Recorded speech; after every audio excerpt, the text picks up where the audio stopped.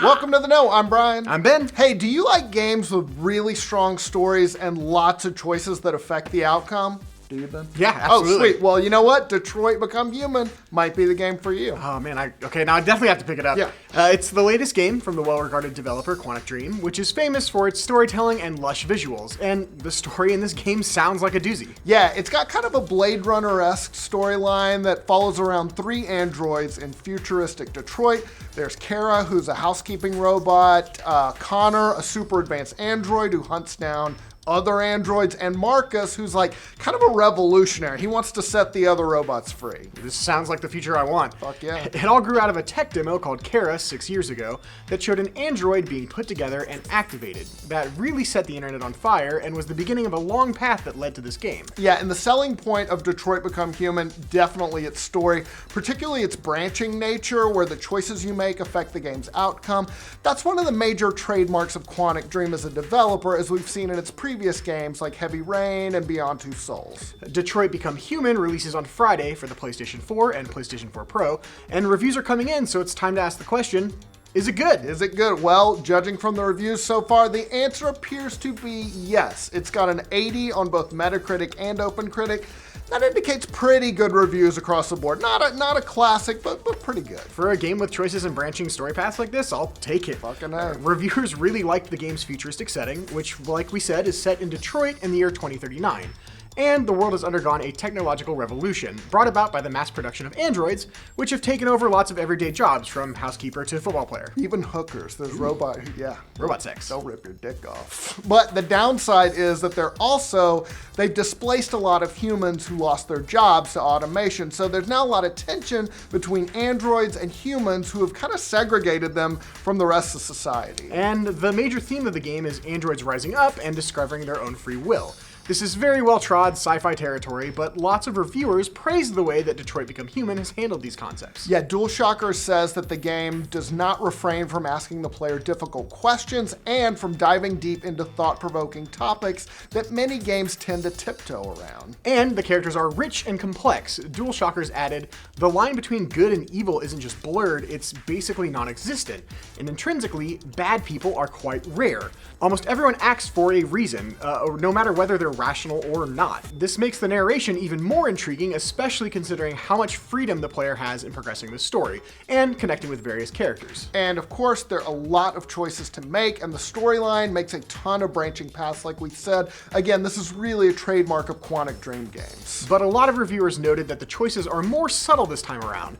GamesRadar said that the ridiculously over-the-top binary moral choices we had to make in Quantic's previous works, like Heavy Rain, are largely gone, replaced with a natural subtlety that redefines how we'll come to view decision-making in video games. It added that the consequences of these choices are sometimes shocking, occasionally disastrous, and on rare occasions, utterly delightful. Yeah, I want to dive into this game. Yeah. Sweet. Each chapter of the game ends with a flowchart that reminds you which choices you made, but for some reviewers, this took them out of the experience a little bit. Yeah, GameSpot wrote, Detroit is well worth playing, but it struggles to strike the right balance between giving you freedom of choice and reminding you that it's all a game in the end. Director David Cage and Quantic Dream are getting closer to nailing the style of game, but it's obvious that there's still room to grow. As for the graphics, those won a lot of praise as well, with some reviewers noting that the regular gameplay graphics frequently looked like most of the cutscenes, which is awesome. Yeah, GameSpot praised the game's, quote, overall stellar presentation. Its reviewer added, some NPCs and secondary characters do stand out due to below average production values, but it's only because most characters and scenes are so beautifully rendered. As for gameplay, well, there's not much. It's a multi-branching story narrative where you walk around and talk with people.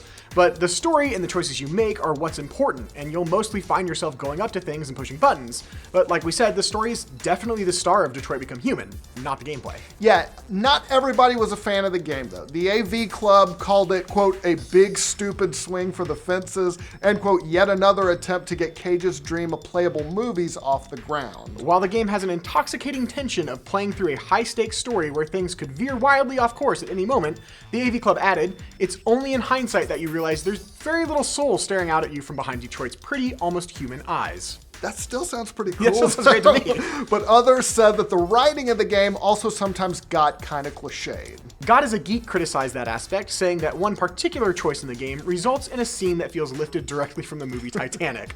It's supposed to be a dramatic moment, but it's so steeped in cliche as it just kind of feels ridiculous. The writing in this game is so heavy-handed, it's like the ideas are smashing you over the head with a sledgehammer. Do you have to pull somebody up on a floating door or something?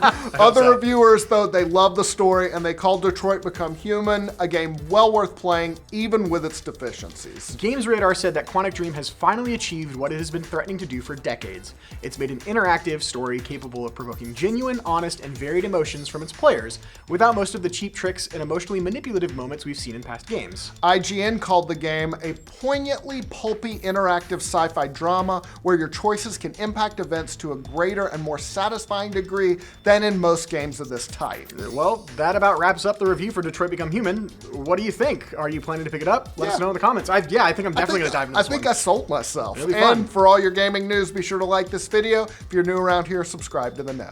The line between good and evil isn't just blurred, it's basically non-existent. And intrinsically, bad people are quite rare. Although everyone acts for a reason, or many, no matter whatever their rational, or sorry, I fucked that up.